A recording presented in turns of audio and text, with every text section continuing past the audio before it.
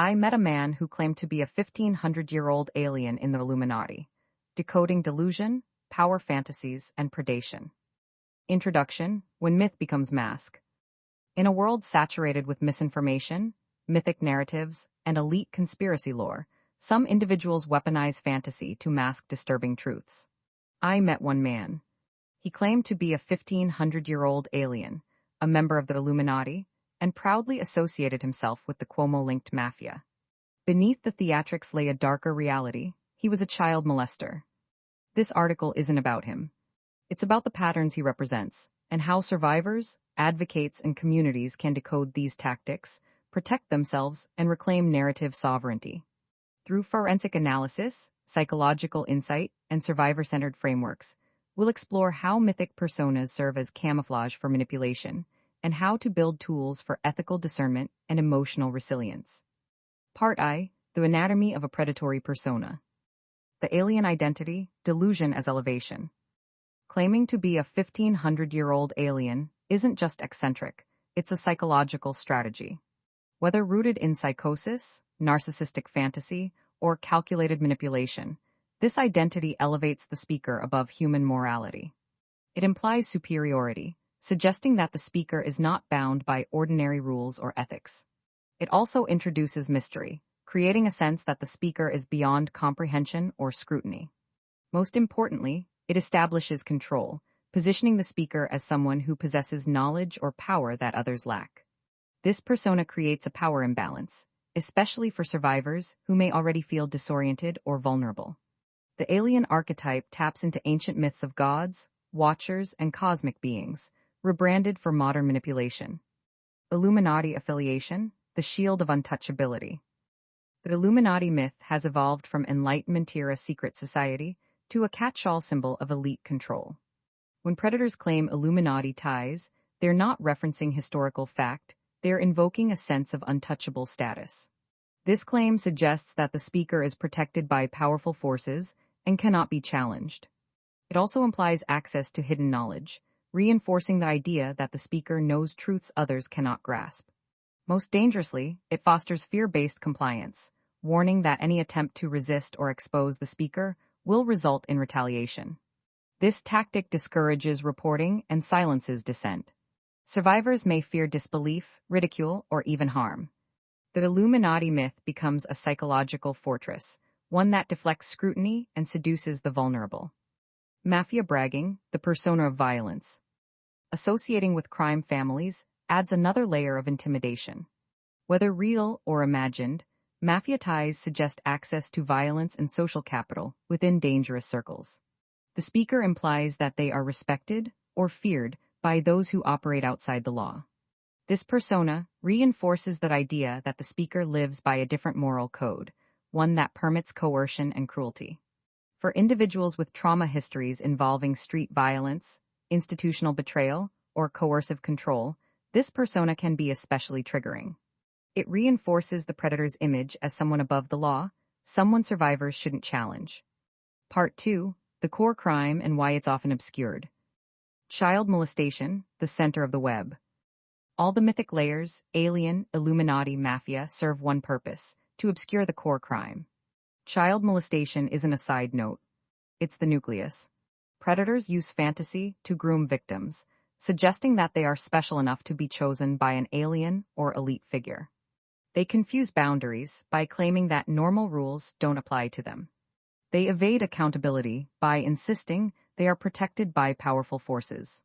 This is not eccentricity, it's strategy. Survivors must be taught to center behavior, not persona. Theatrics are distraction. Harm is the truth. Why society often misses it. Predators who cloak themselves in myth often evade detection because they seem too bizarre to be dangerous. Society may dismiss them as harmless eccentrics or entertaining oddballs. They exploit cultural fascination with conspiracy and elite lore, using spectacle to deflect scrutiny.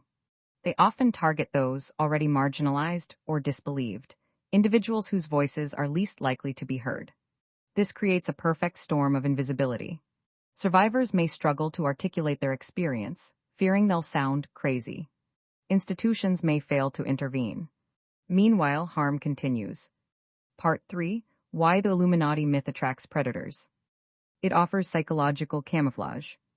The Illuminati myth provides a ready-made narrative of power, a community of believers, and an excuse for secrecy and manipulation. Predators don't need the Illuminati to be real, they need it to be useful. It's a tool, a mask that justifies abuse and silences dissent. By claiming elite status, predators can intimidate victims, deflect questions, and create an aura of invincibility. It rewards extremity. Conspiracy culture thrives on spectacle.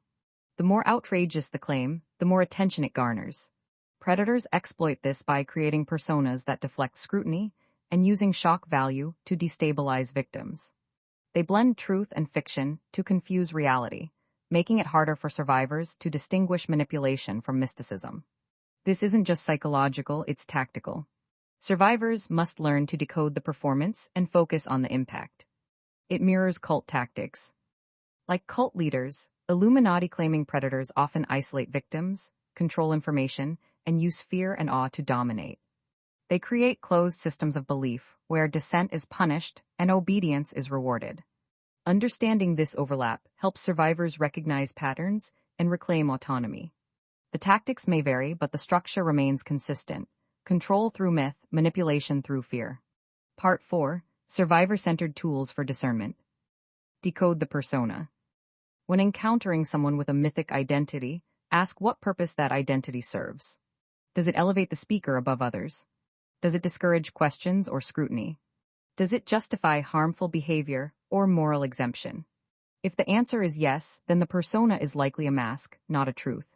Survivors and advocates must learn to see through the performance and focus on the underlying dynamics. Center the harm. It's easy to get distracted by theatrics, especially when the persona is elaborate or seductive. But the key is to focus on behavior. What does the person do, not what do they say? Who do they target, not who do they claim to be? How do they respond to boundaries, not how do they explain them away? Behavior is the evidence. Persona is the distraction. Document and report. If someone confesses to or exhibits predatory behavior, it's essential to document everything. Keep records of dates, quotes, and actions. Seek support from therapists, advocates, and legal professionals. Report strategically, choosing safe and survivor-centered channels. Even if institutions fail, documentation builds a record. It protects future survivors. It tells the truth. Educate communities. Teach others how mythic narratives can be weaponized. Use real examples to illustrate the pattern. He said he was an alien and Illuminati, but he hurt children. She claimed divine status, but she isolated and abused followers. Normalize skepticism. Empower discernment. Protect the vulnerable. Education is prevention. Part V. Historical and cultural context. The evolution of the Illuminati myth. The Illuminati was founded in 1776 in Bavaria to promote Enlightenment ideals. It was banned in 1785, but conspiracy theories revived its image as a shadowy elite controlling global affairs. In the 1790s and 1800s, it was blamed for revolutions and unrest. In the 20th century, it merged with Freemason and New World Order myths. By the 21st century, it had exploded in pop culture, linked to celebrities, billionaires, and shadow governments. This evolution shows how a defunct society became a psychological tool, used by both theorists and predators. Predators in mythic clothing, historical examples. Charles Manson claimed divine insight and used apocalyptic myth to justify violence. David Koresh blended biblical prophecy with cult control. Modern predators use alien, Illuminati, or spiritual personas to groom and isolate. These aren't isolated cases, they're patterns. Survivors must be taught to recognize them. The myth may change, but the manipulation remains. Part 6. Survivor Psychology and Mythic Manipulation. Why survivors are vulnerable to mythic predators. Trauma creates openness to alternative realities. Gaslighting erodes trust in self-perception. Isolation makes mythic narratives feel validating. Predators exploit this.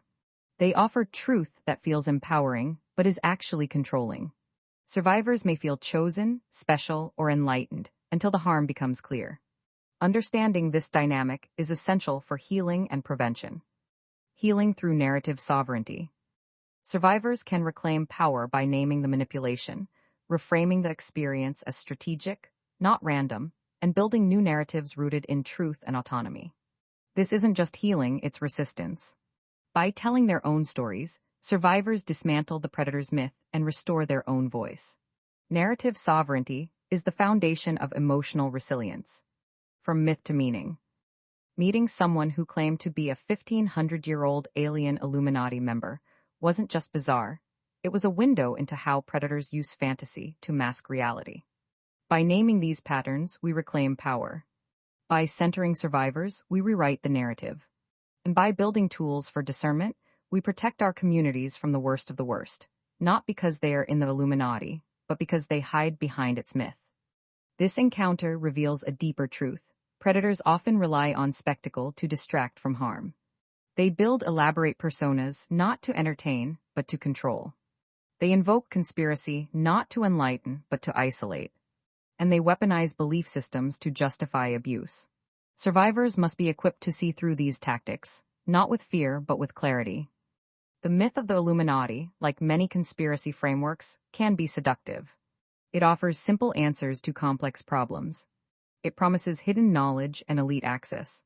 But when used by predators, it becomes a tool of deception. The real danger isn't the existence of secret societies, it's the exploitation of secrecy itself. As survivor advocates, we must shift the focus from myth to meaning. We must ask, what is this persona protecting? What harm is being obscured? What patterns are repeating? And how can we intervene, not just to expose the predator, but to empower the survivor? This isn't just about one man. It's about a cultural pattern. It's about the intersection of delusion, manipulation, and violence. And it's about building frameworks that protect truth, autonomy, and emotional sovereignty. Final reflections, building a survivor-centered future. To move forward, we must integrate forensic insight, psychological clarity, and ethical urgency.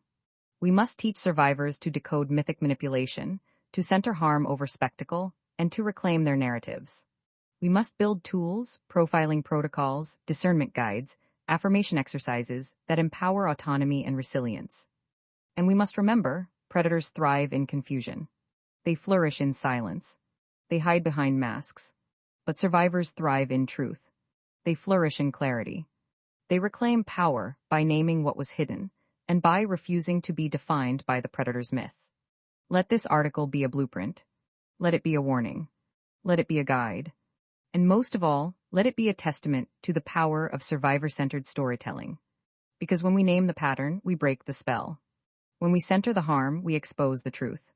And when we reclaim the narrative, we protect the future. If there really is an Illuminati.